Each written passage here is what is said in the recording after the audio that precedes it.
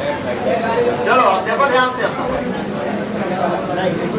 आज integration start करना है और इंटीग्रेशन में पढ़ना क्या रहता है उसको पहले समझो, ठीक है। अब देखो ध्यान से, इंटीग्रेशन जो होता है वो डिफरेंशिएशन का जस्ट उल्टा होता है। अब जिसको अगर डिफरेंशिएशन आएगा तो इंटीग्रेशन पक्का है, तो डिफरेंशिएशन का जिसको फॉर्मूला याद रहेगा उसका इंटीग्रेशन का फॉर्मूला याद हो जाएगा। उसके बाद इसमें क्या करना रहता है कि सबसे पहले इंटीग्रेशन का इंट्रोडक्शन समझे। इंटीग्रेशन होता क्या, तो इंटीग्रेशन का यूज कहाँ करते हैं। अब बताओ, सबसे पहले बताओ तुम लोग, जैसे कोई भी हम लोग एक मान लो फिगर बनाते हैं, बताओ इस फिगर को क्या कहते हैं, है ना। इसको कहते हैं रेक्टेंगल, नहीं तो हिंदी में कहते हैं आयत, है ना। अब बताओ, ऐसा कोई कहेगा तुमको कि ये रेक्टेंगल है, आयत है और इसका एरिया निकालो, तो बताओ इसका एरिया हम लोग कैसे निकालते हैं। इसका एक लंबाई होता है यानी लेंथ होता है, इसका एक चौड़ाई होता है, और इसमें क्या करते हैं हम लोग कि इसका एरिया चाहिए, क्षेत्रफल चाहिए, तो इसको एन को बी से क्या करते हैं, मल्टीप्लाई करते हैं, तो इसका एरिया निकल जाता है एन इंटू बी। अब देखो ध्यान से यहाँ पर, इसका एरिया हम लोग एल इंटू क्या निकालते हैं, बी निकालते हैं। अच्छा समझना। अब बताओ, कोई मान लो फिगर इस टाइप का है, कोई खेत है, कोई जमीन है, वो जमीन इस आकृति का भी हो सकता है, इस साइज का भी हो सकता है। अब बताओ, इस साइज का कोई खेत रहेगा, जमीन रहेगा, और अगर इसका एरिया निकालना रहेगा, ठीक है, तो इसका एरिया निकालना रहेगा, तो इसके एरिया के लिए क्या चाहिए, इसका बेस चाहिए कितना है और इसका हाइट चाहिए कितना। अगर इसका बेस पता रहेगा और इसका हाइट पता रहेगा तो हम लोग क्या करते हैं, इसका एरिया निकाल लेते हैं, है ना। ट्रायंगल का एरिया क्या होता है, 1/2 ये ना होता है। अब ध्यान देखो, तो अगर कोई जमीन या खेत इस आकृति का है या इस आकृति का है, तो तुमको कह रहा उसका क्षेत्रफल बताओ, एरिया बताओ, कितना खेत है, कितना इसका एरिया है। अब मान लो, ध्यान दीजिए, कोई जमीन एकदम राउंड है, ऐसे गोल है, सर्कल के आकृति का है, सर्कल जैसा है, और उसका कहेगा एरिया निकालने के, तो इसका भी एरिया पड़ेगा कि नहीं पड़े बच्चों। इसमें क्या होता है, इसके लिए आपको क्या चाहिए, एक सेंटर चाहिए या इसका रेडियस चाहिए। रेडियस को हम लोग आर से डिनोट करते हैं, किससे डिनोट करते हैं। अच्छा समझना, जो कोई भी अगर जमीन मान लो इस आकृति का है, रेक्टेंगल के साइज का है ना, यानी आयत के आकार का है, तो इसका अगर क्षेत्रफल चाहिए, एरिया चाहिए, तो तुम क्या करोगे, इसके लंबाई को चौड़ाई से क्या करोगे, मल्टीप्लाई कर दोगे, है ना। तो इसका क्षेत्रफल आ जाएगा, नहीं आ जाएगा, और एरिया आ जाएगा, आ जाएगा। अब देखो ध्यान से यहाँ पर, तो इसका एरिया तो आसानी से निकालेंगे, ऐसा कोई जमीन रहेगा तो इसका एरिया नहीं निकालोगे, अरे बोलो। तुमको भी कहेंगे किसी ऐसा कोई आकृति का कोई मतलब खेत है या जमीन है, तो बताओ इसमें कितना जमीन है, कितना एरिया है, इसको बताइए। आप इसका लंबाई को चौड़ाई से क्या करिएगा, मल्टीप्लाई कर दीजिए, तो इसका क्षेत्रफल आ जाएगा कि नहीं आ जाएगा, एरिया आ जाएगा। अगर कोई जमीन ट्रायंगल के आकृति का है, ट्रायंगल के आकृति का, और इसका कहेगा क्षेत्रफल निकालो कि कितना जमीन है, क्षेत्रफल निकालना, तो इसका एरिया के लिए आपको बी चाहिए और एच चाहिए, तो इसका इस फार्मूला को बैठाएंगे 1/2 इंटू बी इंटू ए, इसका भी क्षेत्रफल आ जाएगा, पता चल जाएगा कितना जमीन है।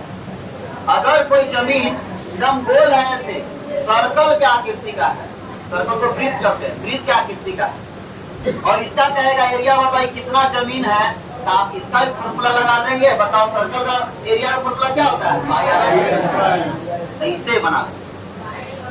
अब बताओ, तो इस साइज का अगर कोई जमीन रहेगा तो इसका हम लोग क्षेत्रफल एरिया आराम से बता देते हैं, कोई भी बता देगा, 4, 5, 6 क्लास में भी बच्चा होगा वो भी ये सब जानता हो, वो सही बता देगा। अब देखो, लेकिन क्या सभी जमीन, सभी खेत सभी बिल्डिंग वगैरह भी बनता है तो सब क्या इसी आकृति की जमीन में बनता है?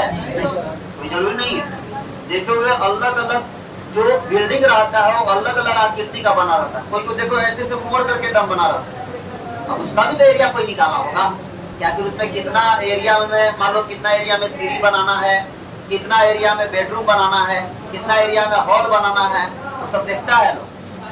बड़ा बड़ा देखो बड़ा बड़ा पुल वगैरह बनता है, उसमें क्या होता है कि पहले से वो पहले डिजाइन किया जाता है, इंजीनियर उसको तैयार करता है तब बनाया जाता है।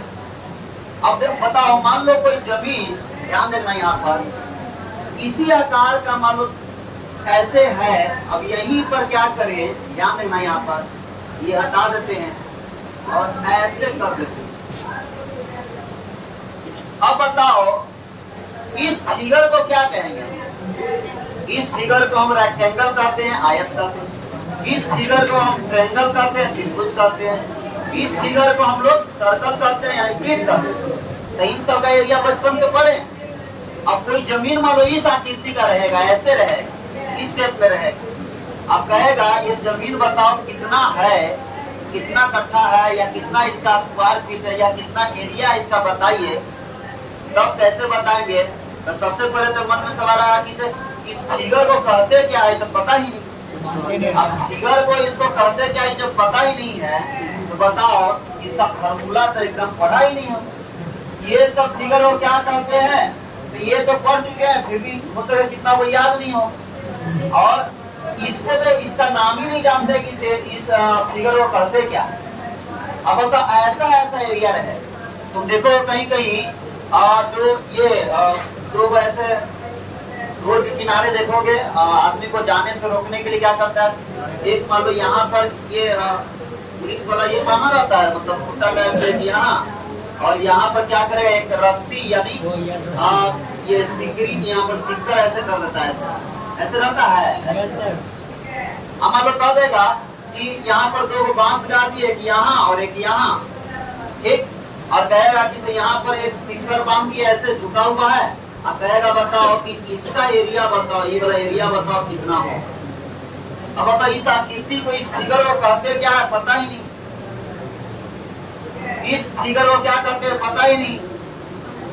तो ऐसा ऐसा फिगर वाले जो एरिया होते हैं, इनका जो एरिया निकालना रहता है वो सब हम लोग निकालते हैं इंटीग्रेशन को पढ़कर। इन सब फिगर का एरिया निकालना इंटीग्रेशन का यूज करके निकालते हैं एरिया को, इसीलिए इंटीग्रेशन पढ़ा आता है। आप इंजीनियरिंग वगैरह करिएगा तो फर्स्ट ईयर में या कोई भी ईयर पर उसमें रहता है, तो फर्स्ट ईयर में जाएगा तो ज्यादा कैलकुलस ही, जो 12th में जो कैलकुलस वही है। तो इन सब का एरिया निकालने के लिए हम लोग इंटीग्रेशन का यूज करके ही बनाया जाता है, बिना इंटीग्रेशन का इसका एरिया नहीं निकलेगा। अब बताओ सर्कल का भी एरिया जो हुआ, सर्कल का एरिया पाई आर स्क्वायर होता है, पाई आर स्क्वायर होता है सर्कल का एरिया। कैसे होता है पाई आर स्क्वायर, प्रूफ करने के लिए बोलते हैं आपको कि सर्कल का एरिया पाई आर स्क्वायर कैसे होता है। तो इसका भी एरिया इंटीग्रेशन के तरीका से प्रूव होता है, पाई आर स्क्वायर होता है। ये अगले चैप्टर में पढ़ेगा, 8th चैप्टर। बचपन से सर्कल का एरिया केवल रटे हो कि वृत्त का क्षेत्रफल एरिया होता है पाई आर स्क्वायर। किसी टीचर से पूछे नहीं होगा कि इसे बताओ कि सर इसका एरिया पाई आर स्क्वायर होता है, कैसे होता है बताइए।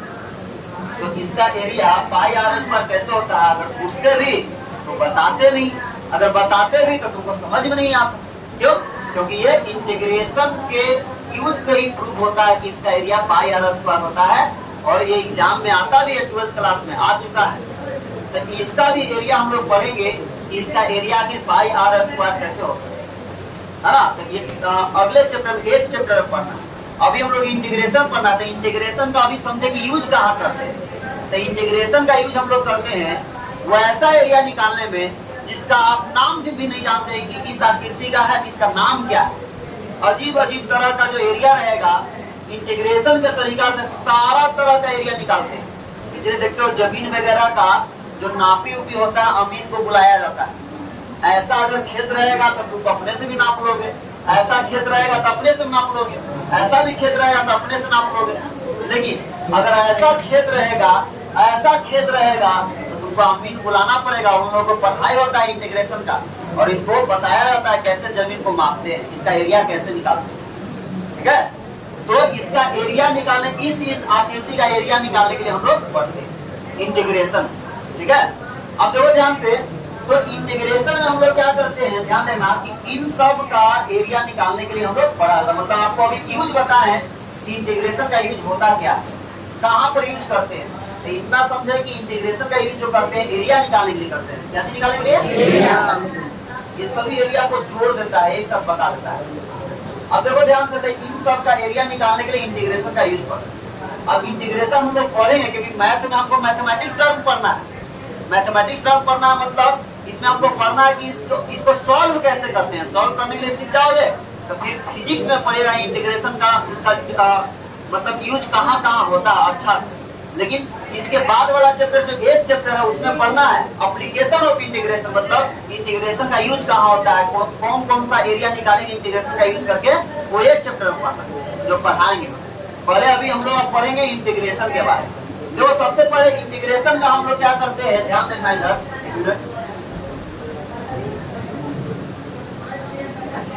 देखो इंटीग्रेशन का हम लोग यूज जो करते हैं तो जान गए कि यूज कहाँ किया जाता है इंटीग्रेशन। अब देखो ध्यान से, यहाँ पर इंटीग्रेशन को हम लोग डिनोट कैसे करते हैं। तो इंटीग्रेशन का साइन जो होता है, ध्यान देना, यहाँ पर इंटीग्रेशन का साइन होता है ये, ऐसे इंटीग्रेशन का साइन करते हैं। अच्छा, इंटीग्रेशन किया किसको जाता है, तो बताओ, हम लोग डिफरेंशिएशन पढ़ चुके हैं। तो डिफरेंशिएशन किसका करते थे, किसी फंक्शन का करते थे। डिफरेंशिएशन किसका करते थे, फंक्शन का करते थे। अब फंक्शन को हम लोग बताओ जी किससे डिनोट करते थे, y या fx से डिनोट करते थे, या तो y से डिनोट करते थे, नहीं तो fx से। याद रखो, फंक्शन को किससे डिनोट करते हैं, y से, नहीं तो fx से डिनोट करते हैं। ठीक है, और जब डिफरेंशिएशन करते थे, ध्यान देना, तो जैसे y था, y का डिफरेंशिएशन करना रहता था, तो जब डिफरेंशिएशन करना रहता था यहाँ d लिखते थे, और नीचे जो फंक्शन रहता था x के टर्म में रहता था, इसलिए यहाँ पर dx लिखते थे, ये लिखते थे ना।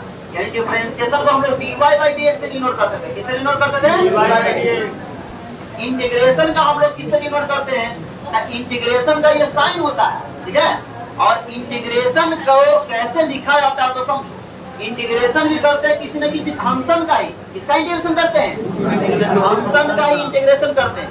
अब फंक्शन को हम लोग किससे डिनोट करते हैं, बोलो, y से डिनोट करते हैं। किससे डिनोट करते हैं, तो इंटीग्रेशन भी किसी न किसी फंक्शन का ही होता है, इसीलिए यहाँ या तो y लिख दो और नहीं तो fx लिख दो। जैसे इंटीग्रेशन यहाँ पर मान दो हम बता रहे हैं, fx भी लिख सकते हो या y भी लिख सकते हो।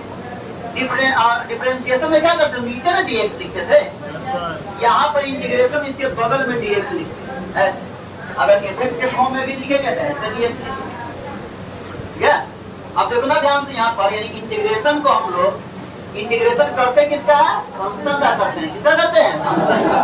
बस जैसे यहाँ पर y एक फंक्शन है, इसका इंटीग्रेशन करना है तो यहाँ dx लिखना पड़ेगा। ठीक है, यहाँ y को ही fx लिखते हैं, यहाँ dx लिखेंगे। अब यही क्यों लिखते हैं, यहाँ पर ध्यान देना, ये सब बताएंगे एक चैप्टर जब पढ़ाएंगे ना तब उसमें, क्योंकि उसमें यूज करना है कैसे आता है। यहाँ पर केवल मैथमेटिक्स टर्म पढ़ना है, तो यहाँ पर ये पढ़ेंगे। अभी जानेंगे हम लोग पढ़े अभी क्या क्या। सबसे पहले पढ़े कि इंटीग्रेशन का यूज कहाँ करते हैं, फिर दूसरा यूज करते हैं हम लोग एरिया निकालने। इंटीग्रेशन को डिनोट कैसे करते हैं, लिखते कैसे हैं, तो इंटीग्रेशन का ये साइन होता है, ऐसे लिखते हैं, इसको y dx लिखते हैं। y जो फंक्शन दिया रहेगा यहाँ लिखना, और जो फंक्शन रहेगा वो x के टर्म में रहेगा। किस टर्म में रहेगा, x के टर्म में, इसलिए यहाँ dx लिखे। अगर फंक्शन fx, फंक्शन को fx से डिनोट करते हैं, fx लिखेंगे। अब फंक्शन जो होता है x के टर्म में होता है, इसलिए यहाँ dx लिखे। dx रहेगा तभी इंटीग्रेशन होगा, नहीं तो इंटीग्रेशन नहीं होगा। अब ध्यान देखो, तो दो तरीका से हम लोग इंटीग्रेशन को डिनोट कर सकते हैं, ऐसे या ऐसे। अब बताओ, सबसे पहले हम लोग डिफरेंशिएशन पढ़ा होगा, तो डिफरेंशिएशन में जो जो फॉर्मूला पढ़े थे उसी का यहाँ पर हम लोग इंटीग्रेशन करें, उसी का जस्ट उल्टा होगा। सबसे पहले बताओ तुम लोग, ध्यान देखना, यहाँ पर अगर कोई फंक्शन हम तुमको दे दें कि y इक्वल टू, ध्यान समझो, y इक्वल टू x पर पावर n प्लस 1 है बाई n प्लस 1। हम तुमसे कहे कि फाइंड करो dy by dx। dy by dx मतलब डिफरेंशिएशन निकालना। क्या निकालना है, डिफरेंशिएशन। अब यहाँ पर n प्लस 1 क्या है? तो कांस्टेंट है। क्या चाहिए? कांस्टेंट। नीचे भी n प्लस 1 है, कांस्टेंट है। ये x वेरिएबल है, इसका हमको डिफरेंशिएशन करना है। क्या करना है? डिफरेंशिएशन। अच्छा समझो, इसका डिफरेंशिएशन करना है, dy बाई dx निकालना है। तो dy बाई dx आता है आपको तो निकाल। बताओ, इसका डिफरेंशिएशन करेंगे y का तो क्या होगा? dy by dx।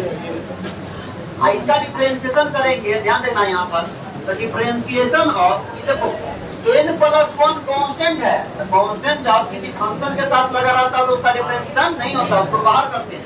तो n 1 बाई n प्लस 1 बाहर, ठीक है। डिफरेंशिएशन किसका करेंगे? तो डिफरेंशिएशन करेंगे डिफरेंशिएशन ऑफ x पर पावर n प्लस 1 का। बोलो किसके रेस्पेक्ट में होगा? x के रेस्पेक्ट। अब बताओ 1 बाई n प्लस 1, ये तो कांस्टेंट था बाहर।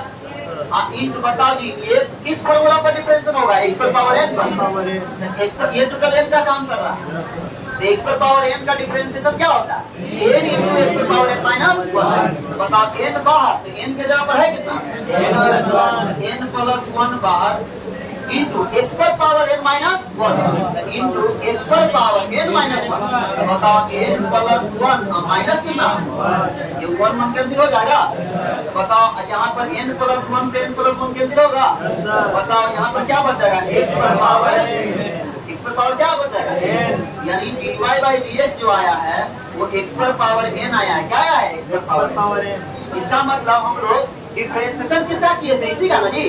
अरे बोलो, डिफरेंशिएशन जो किए थे हम लोग, डिफरेंशिएशन किए थे किसका? x पर power n plus 1 by n plus 1। इसका डिफरेंशिएशन किए हैं तो क्या आया जी? x पर पावर n आया। समझो अच्छा से, x पर पावर क्या आया है? n आया। अब ध्यान देना यहाँ पर, x पर power n plus 1 by n plus 1 का डिफरेंशिएशन किए हैं तो क्या आया जी? x पर पावर n आया। ठीक है बोलो। अब देखो ध्यान से यहाँ पर, यानी x पर पावर n आया। समझो, इंटीग्रेशन जस्ट डिफरेंशिएशन का उल्टा है। यानी अगर x पर power n plus 1 by n plus 1 का डिफरेंशिएशन x पर पावर n आया है, तो कोई कहेगा x पर पावर n का इंटीग्रेशन करेंगे तो क्या आएगा? ये आएगा x पर power n plus 1 by n plus 1। समझो, इंटीग्रेशन डिफरेंशिएशन का उल्टा है। इंटीग्रेशन किसका उल्टा है? जो डिफरेंशिएशन का फॉर्मूला होता था उसका जस्ट उल्टा इंटीग्रेशन का होगा। जैसे हम लोग अभी डिफरेंशिएशन किसका किए थे? x पर power n plus 1 by n plus 1 का डिफरेंशिएशन किए थे तो क्या आया था? x पर पावर n आया। ठीक है, तो x पर पावर n का इंटीग्रेशन करेंगे तो क्या मिलेगा? तो इसका इनवर्स मिलेगा, उल्टा मिलेगा, x पर power n plus 1 by n plus 1। तो सबसे पहला फॉर्मूला आपको याद रखना है कि अगर इंटीग्रेशन करेंगे किसका? x पर पावर n का, x पर पावर n का dx हमेशा लिखना पड़ेगा, याद रखो, क्योंकि फंक्शन x के टर्म में, इसलिए यहाँ dx। अब बताओ x पर पावर n का अगर कोई कहेगा, देखो जी किसका साइन है बोलो? तो x पर पावर n का इंटीग्रेशन करेंगे तो हमको क्या मिलेगा? तो याद रखना है, इसका डिफरेंशिएशन किए तो ये मिला था, तो इसका इंटीग्रेशन करेंगे तो ये मिलेगा। यानी x पर power n plus 1 by n plus 1, n plus 1, x पर power n plus 1 by n plus 1 नीचे में। अब ध्यान दो, अब प्लस यहाँ पर हमेशा c लिखते हैं, c कांस्टेंट होता है। c क्या होता है? हमेशा c लिखेंगे। अभी क्यों लिखते हो अगले एक्सरसाइज में बताएंगे क्यों इसका यूज, आखिर सी यहाँ क्यों लिखते हैं। अभी इसका इंट्रोडक्शन पढ़ रहे इंटीग्रेशन का। अभी जाने इंटीग्रेशन जो होता है डिफरेंशिएशन का उल्टा होता है। अगर इसका डिफरेंशिएशन किए तो x पर पावर n आया, तो x पर पावर n का इंटीग्रेशन करेंगे तो ये आएगा x पर पावर n प्लस x पर पावर n का इंटीग्रेशन करेंगे तो x पर power n plus 1 by n plus 1 plus c। हमेशा c लिखना है, समझो इधर। अब ध्यान दो, ये पहला फॉर्मूला है इंटीग्रेशन का। अब देखो डरने की जरूरत नहीं, ये फॉर्मूला केवल देखने से खतरनाक लग रहा है बहुत इजी। अब बताओ इसका एग्जांपल देखो। अब हम तुमसे बोलेंगे कि इंटीग्रेशन कीजिए x पर पावर मतलब 2 का, x पर पावर 2 का इंटीग्रेशन करना है। तो बताओ x पर पावर n के फॉर्मूला पर है, n के जगह पर कितना है? 2 है। तो बताओ इसका इंटीग्रेशन करेंगे तो क्या मिलेगा? x पर पावर n था, तो x पर पावर n था, तो x पर पावर n का इंटीग्रेशन क्या था? x पर power n plus 1 by n plus 1। तो यहाँ x पर पावर कितना है 2 है, तो इसका इंटीग्रेशन करेंगे तो x पर पावर 2 प्लस 1, जो पावर रहता है वही नीचे लिखा था 2 प्लस 1। देखो पावर n प्लस 1 तो नीचे n प्लस, x पर पावर 2 है तो 2 प्लस 1 बाई 2 प्लस 1। अब प्लस c जरूर लिखेंगे, c नहीं लिखेगा गलत हो जाएगा। अब बताओ ध्यान देखो यहाँ पर तो x पर पावर 2 प्लस 1 कितना 3, अब बाई नीचे 3 प्लस c सर हो गया, दिक्कत है। अब बताओ ध्यान समझो, अगर कहेगा इंटीग्रेशन बताइए x पर पावर 6 का, बताओ x पर पावर 6 का इंटीग्रेशन क्या करेंगे।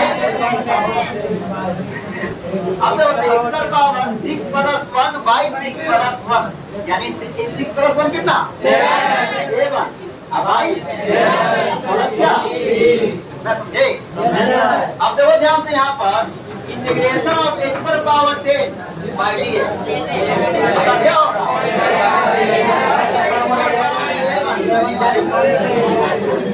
ठीक है।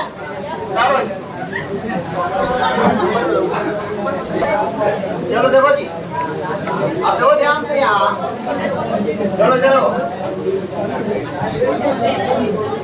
बात नहीं करो, इधर रहेंगे। इंटीग्रेशन में ध्यान समझो, सबसे पहले फॉर्मूला पढ़े इंटीग्रेशन का, जो इंटीग्रेशन है फॉर्मूला पढ़े हैं x पर पावर n ना, इंटीग्रेशन अभी पढ़े हैं कि x पर power n plus 1 by n plus 1, plus क्या होता है ये फॉर्मूला। इंटीग्रेशन में आप ये सबसे पहला फॉर्मूला पढ़े हैं कि x पर पावर n का इंटीग्रेशन x पर power n plus 1 by n plus, अब देखो वीडियो में देख रहा है इधर देखो, अब यहाँ देखो x पर पावर n का इंटीग्रेशन x पर power n plus 1 by n plus 1 plus c। समझो ध्यान देखो यहाँ पर, जैसे यहाँ पर इंटीग्रेशन करना रहेगा, आपको एग्जांपल बताएं कि i इक्वल टू, मान लो इंटीग्रेशन को i से डिनोट करते हैं, ठीक है। अब बताओ इंटीग्रेशन मतलब करना है x पर पावर यहाँ 20 दे दिया बाई dx, x पर पावर 20 का इंटीग्रेशन करना है, समझो जी। तो ये इसका भी इंटीग्रेशन करना है, यहाँ समझे ना। x पर पावर n का फॉर्मूला पर, x पर पावर n का होता है x पर power n plus 1 by n plus 1, तो यहाँ पर n के जगह पर कितना है 20, तो इसका इंटीग्रेशन करेंगे तो x पर पावर 20 प्लस 1 बाई 20 प्लस 1, ठीक है। किसी को दिक्कत है? अब बताओ ध्यान समझो, जो पावर रहेगा हमेशा इतना सिंपल फॉर्म में नहीं रहेगा, ध्यान समझो। जैसे अब मान लो क्वेश्चन हम दे दिए कि इंटीग्रेशन ऑफ, ध्यान समझना, x पर पावर यहाँ पर 3/2 दे दी dx, इसका इंटीग्रेशन करने के लिए ध्यान समझना, पावर इस बार 3/2 है तो इसमें कोई चेंज नहीं करेंगे, फॉर्मूला वही रहेगा। इस बार देखो x पर पावर n का इंटीग्रेशन जो होता था वही होगा, n के जगह पर 3/2, तो इसका इंटीग्रेशन करोगे तो चलो देखो x पर पावर 3/2 का इंटीग्रेशन बोले, ध्यान सुनो, x पर पावर 3/2 का इंटीग्रेशन, x पर पावर 3/2 का इंटीग्रेशन फॉर्मूला बनेगा x पर पावर n के फॉर्मूला पर, x पर पावर n का फॉर्मूला जो होता है वही, तो यहाँ पर x पर पावर 3/2 प्लस 1 बाई 3/2 प्लस 1, अब जैसे बनाते थे वैसे यहाँ प्लस c देंगे। अब यहाँ देखो तो x पर पावर 3/2 प्लस 1 तो इन दोनों जोड़िएगा कितना होगा 5/2, अब बाई 5/2, अब अच्छा समझो जो बताने जा रहे हैं, इधर देखो प्लस c। अब यहाँ समझो, ध्यान समझना जी, ये x पर पावर 5/2 है, अब बाई में कितना है जी 5/2, इसको बताओ इंटू में चेंज करेंगे तो पलट जाएगा ना। बताओ यहाँ x पर पावर 5/2 है तो 5/2, ठीक, इसको बताओ 5/2 है ये, इसको पलटेंगे तो क्या होगा 2/5, अब प्लस क्या कांस्टेंट को हमेशा आगे लिखो, 2 बाई यहाँ 5 है, इंटू x पर पावर 5/2 प्लस, समझो। अब बताओ ध्यान से देखो, इतना डिटेल से बार बार ना बनाना कि यहाँ 5/2, यहाँ x पर पावर 5/2 लिख दिए थे, 5/2 था, इसको पलट के 5/2 है तो यहाँ पर इंटू में चेंज किया तो 2/5 प्लस। डायरेक्ट यहाँ क्या करना कि x पर पावर 3/2 प्लस 1 बाई 3/2 प्लस 1 किए तो x पर पावर 5/2 हो गया, तो यहाँ भी नीचे भी तो 5/2 आएगा, इसको सीधा डायरेक्ट इसके आगे 2/5 लिखेंगे, यहाँ 5/2 आया पावर में तो यहाँ क्या आ जाएगा बताओ? 2/5 आएगा। नीचे भी 5/2 है, उसको पलटेंगे तो 2/5 में आएगा। यस, अब देखते हैं डायरेक्ट तुम लोग कर पाते हो। जैसे देखो यहाँ पर जैसे इंटीग्रेशन ऑफ x पर पावर यहाँ पर 7/2 दे दिए थी। अब इसका इंटीग्रेशन करते हैं। x पर पावर यहाँ पर 7/2 + 1 करेंगे तो 9 क्या है? अब बताओ नीचे सुनो, नीचे भी 9/2 आएगा तो उसको पलटेंगे तो 2 क्या जाएगा? 2/9। अब प्लस क्या? ठीक है, समझ में आ रहा है? अब याद रखो अगला क्वेश्चन, अगर इंटीग्रेशन ऑफ, ध्यान सुन दो, x पर पावर यहाँ पर मान लो 9/4 दे दी, बताओ i यहाँ पर यहाँ देखो इंटीग्रेशन ऑफ, इसका इंटीग्रेशन की है तो 9/2 + 1 तो हो जाएगा कितना? 13/4। यहाँ पर नीचे लिखे 4/4 प्लस क्या? दिक्कत है? अब देखो ध्यान से, ये एक टाइप का हुआ कि जब पावर, अगर पावर सिंपल फॉर्म में रहेगा, अगर पावर सिंपल फॉर्म में रहेगा तो ऐसे तुरंत बता देंगे इंटीग्रेशन, और अगर पावर बाई के फॉर्म में भी रहेगा तो इंटीग्रेशन बता देंगे। यही सब क्वेश्चन ऑब्जेक्टिव में आएगा, याद रखना। ठीक है, जो भी हम इंट्रोडक्शन में बताएंगे वो ऑब्जेक्टिव तुम्हारा क्लियर हो जाएगा। ध्यान से अब यहाँ देखना ध्यान से, नहीं तो अभी बदमाशी कर रहा था ना, मारेंगे अब पीयूष कुमार बोलेंगे, पूरा वीडियो में भी चल जाएगा।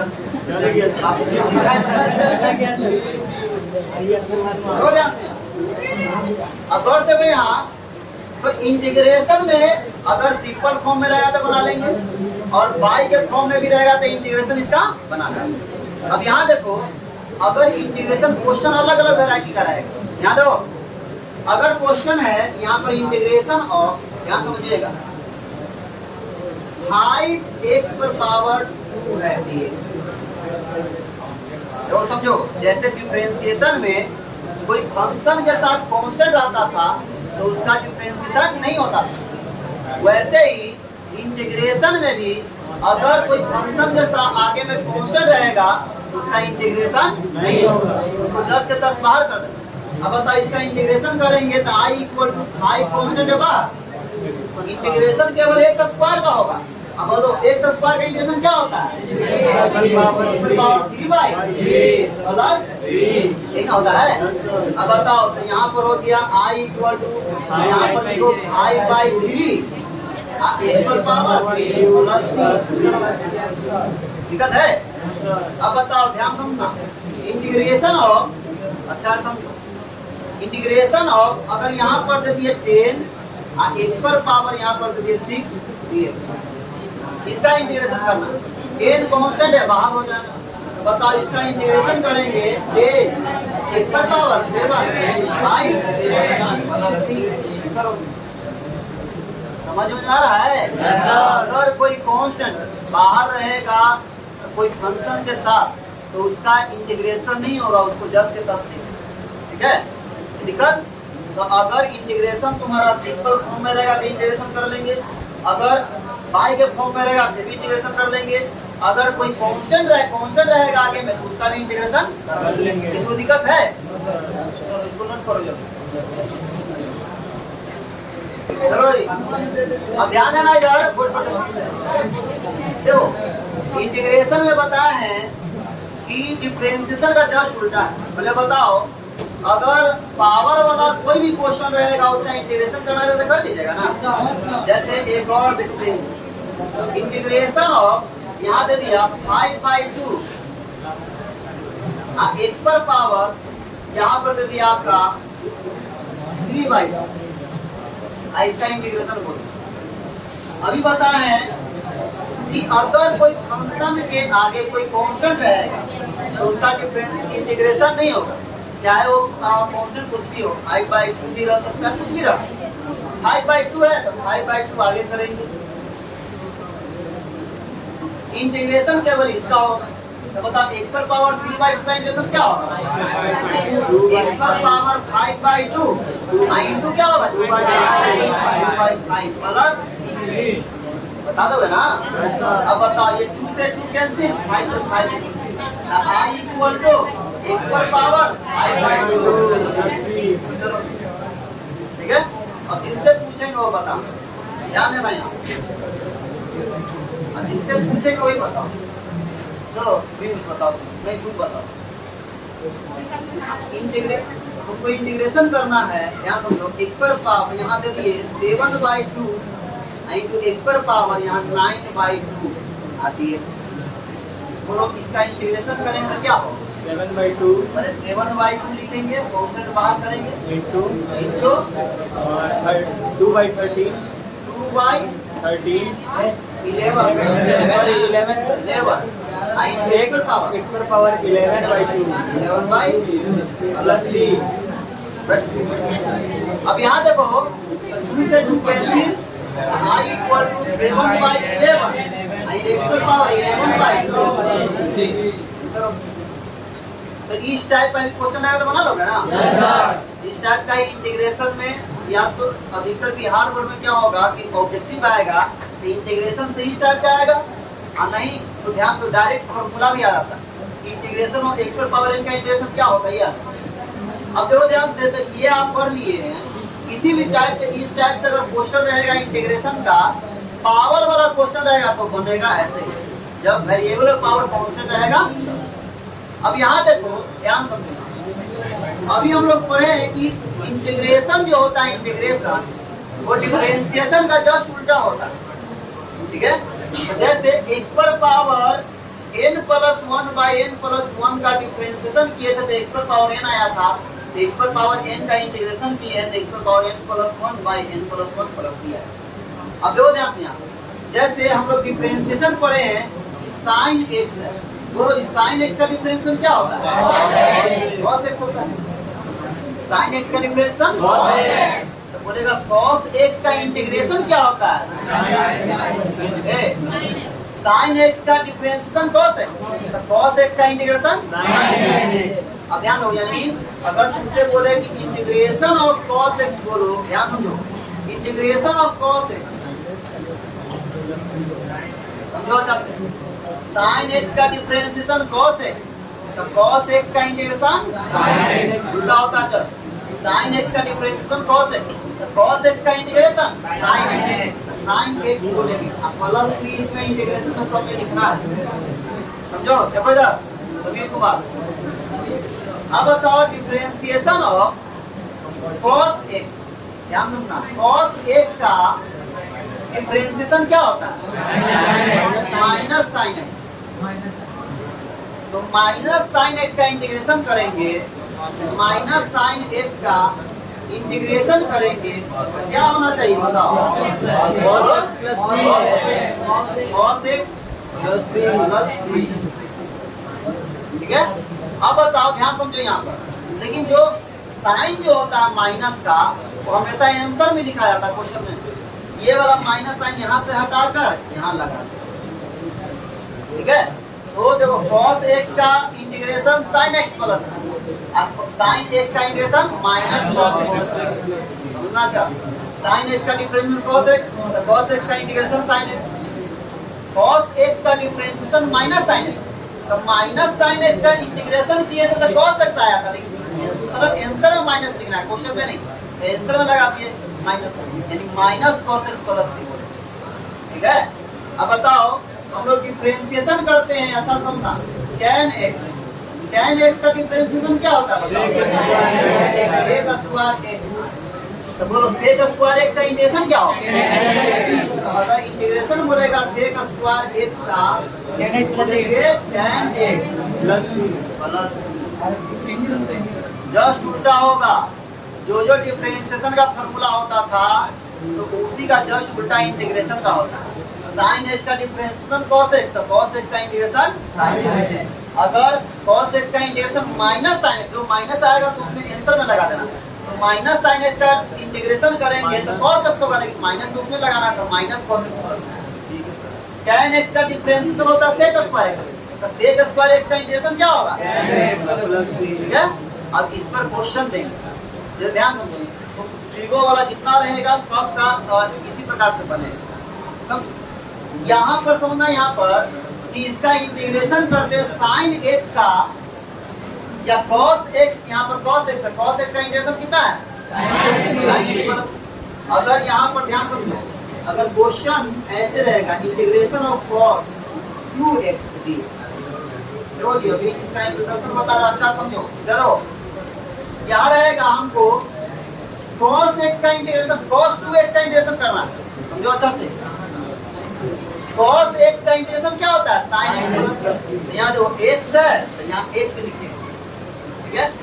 यहाँ 2x है, क्या चाहिए? 2x तो बताओ, cos है, cos 2x है, यहाँ पर cos x है, cos x का इंटीग्रेशन sin x लिखे, यहाँ x है तो यहाँ x लिखे, cos 2x है, इसका इंटीग्रेशन करेगा तो क्या होगा? sin 2x। लेकिन समझो sin 2x अब प्लस c लिखेंगे, लेकिन समझना ध्यान से, यहाँ पर कोई भी ट्रिगोमेट्रिक फंक्शन रहेगा उसमें जो वेरिएबल एंगल रहता है, एंगल उसके आगे क्या चाहिए? 2 लगा हुआ, क्या लगा हुआ? 2 लगा हुआ।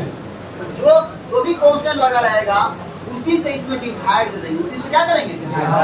क्यों करते हैं ऐसा?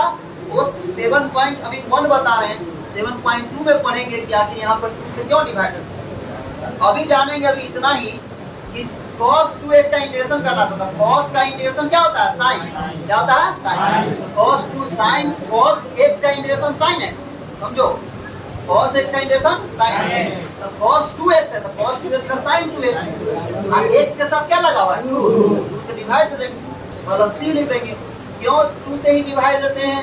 x के आगे 2 लगा हुआ तो 2 से डिवाइड देंगे, x के आगे 3 लगा रहेगा तो 3 से डिवाइड देंगे। ऐसा कैसे होता है वो 7.2 में पढ़ेंगे, अभी हम लोग 7.1 पढ़ेंगे। अब बताओ, ध्यान दो, यहाँ पर इंटीग्रेशन रहेगा, यहाँ पर करना कि मान लो cos 5x का 5x का इंटीग्रेशन करना है, cos 5x, sin 5x, बताओ इसका इंटीग्रेशन क्या होगा? क्या लिखेंगे? sin 5x by 5 sin 5x क्या लिखेंगे? दिक्कत है? दिक्कत है किसी को जी? cos 5x है तो इसका लिखेंगे sin 5x, तो दिक्कत है। अब बताओ, यहाँ पर रहेगा इंटीग्रेशन ऑफ cos 10x और dx, बताओ जी cos 10x का इंटीग्रेशन क्या होगा? sin बोलो 10x by 10, समझ में आया कि नहीं है? दिक्कत है?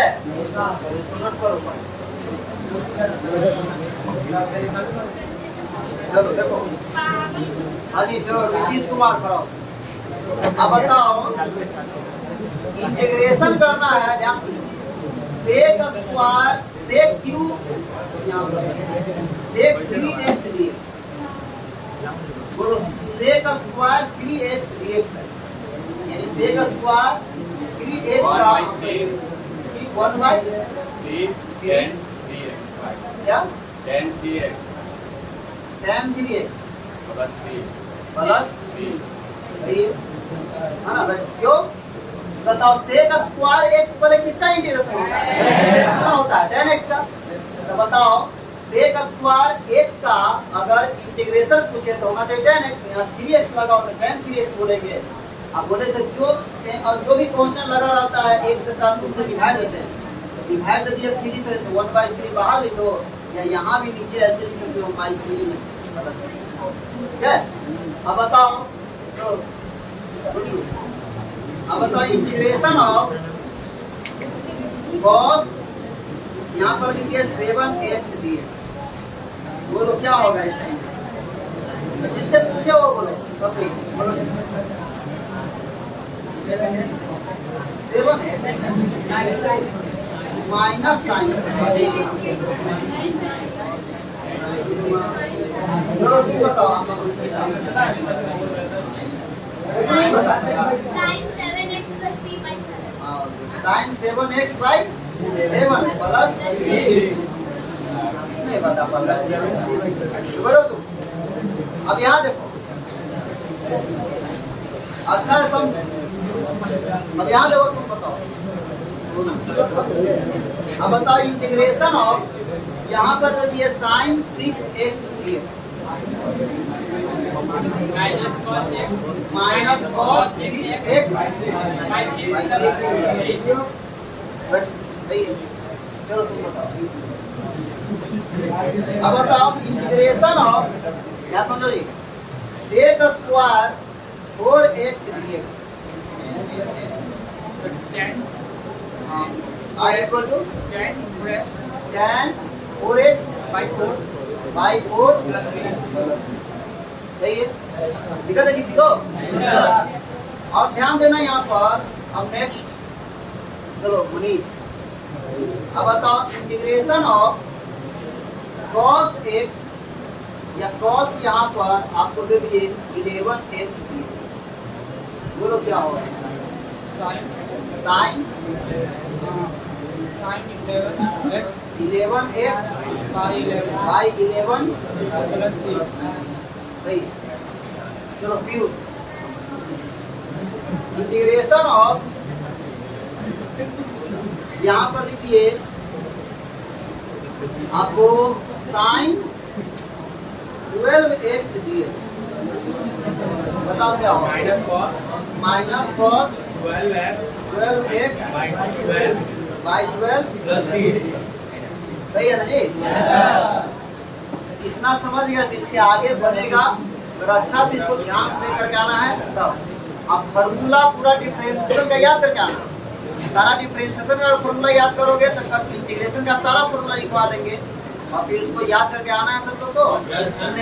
ठीक है, तब आगे अच्छा से, ठीक है।